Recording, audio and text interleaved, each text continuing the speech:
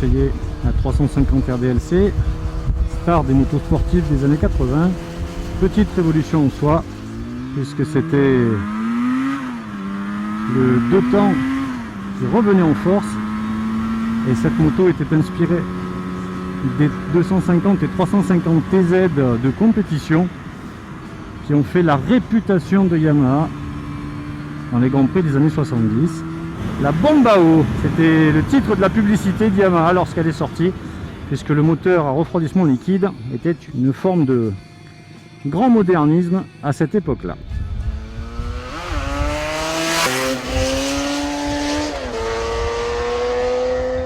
L'apparition d'une suspension mono-amortisseur était une première sur une moto de route.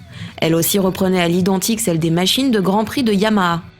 Enfin, côté style, la RDLC créa une rupture majeure en arborant une majorité de pièces noires mat, du moteur aux échappements, à l'heure où le chrome était encore roi. Yamaha frappait un grand coup avec cette moto que l'on imaginait ultra performante dès le premier regard. Un engin échappé des circuits. Son nom de code, RDLC, est l'abréviation de Race Developed Liquid Cooled. Le sigle RD étant l'abréviation classique des bicylindres 2 temps routiers de Yamaha. Légère avec seulement 143 kg à sec, la RDLC allait forger sa réputation de machine indomptable avec un moteur exigeant et très performant.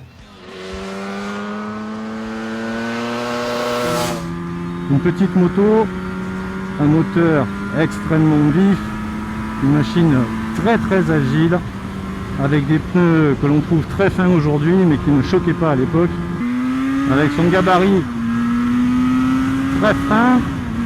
La 350 se manipule avec grande facilité. Le mono-amortisseur cantilever d'ailleurs est une première en grande série sur la route, puisque c'est une suspension qui vient du motocross. Elle occasionne certes des changements d'assiette importants, surtout lorsque le moteur passe voilà, comme maintenant, les 6000 tours et que l'on rentre dans la zone de puissance.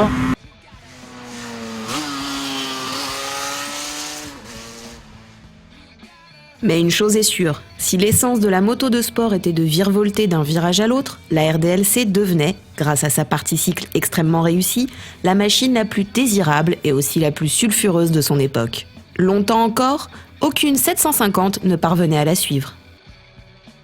Grâce au refroidissement liquide, elle allait se démontrer fiable, démarrer en un clin d'œil et son entretien plutôt réduit pour peu qu'on évite de bidouiller un bicylindre déjà ultra performant.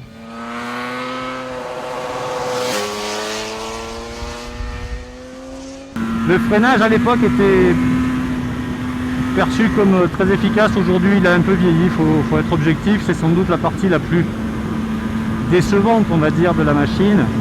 Le tambour est en plus difficile à utiliser, à doser, parce qu'avec la grande suspension, la suspension à grand débattement du cantilever, eh bien, cela allège l'arrière de la moto et il est assez facile de bloquer la roue avec le transfert de masse. La fourche plonge beaucoup au freinage. C'est une moto qui est réglée souple et pour cause, puisque c'est une moto qui est légère, donc pas la peine de bloquer les suspensions.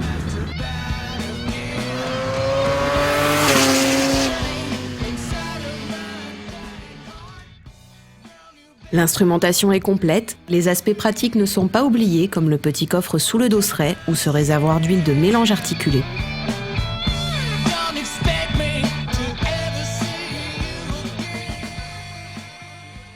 Le double disque répond pleinement, présent au point que certains le trouvent trop mordant à l'époque. On remarque d'ailleurs l'arceau passager, seule touche chromée de la machine, aussi utile pour se tenir à l'accélération qu'au freinage pour le pauvre passager malmené par cette boule de nerfs.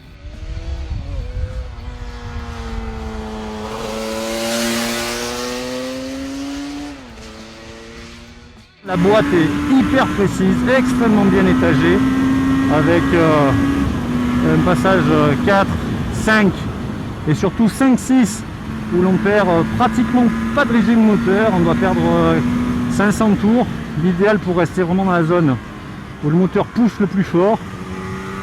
Et c'est une moto de course, le son, les sensations, la précision, tout y est. Un jouet extrêmement efficace qui a fait les beaux jours de la coupe Yamaha gauloise et révélé de très grands pilotes français.